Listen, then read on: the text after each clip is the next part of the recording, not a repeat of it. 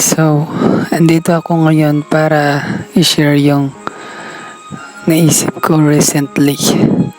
So, ganito siya. So, ayan. Nakikita niyo yan. A map of the world.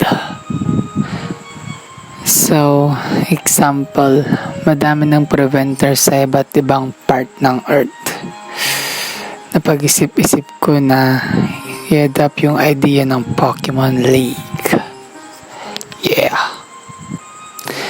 Which is magkakaroon na ng mga badges if na-meet mo yung task sa isang board.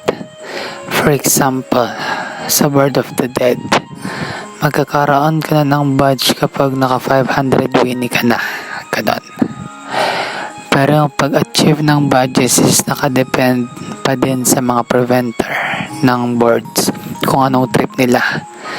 Kaya dapat kong galingan din yung pagpili ng mga preventers. Dapat matitino. Baka kasi i-take advantage nila yung positions nila.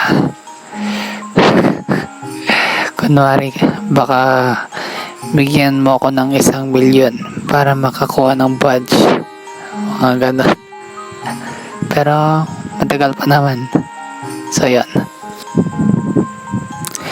Yung magiging differences lang siguro ng Pokemon League and sa Board League is that hindi maglalaban-laban yung mga malalakas na participants, kundi kakalabanin nila lahat yung mga preventers sa gagawin nilang board na tatawagin kong Board of All. Like yung mga preventers is gagawa sila ng ultimate board for the Board League. And I think magiging ranking din yung mga preventers.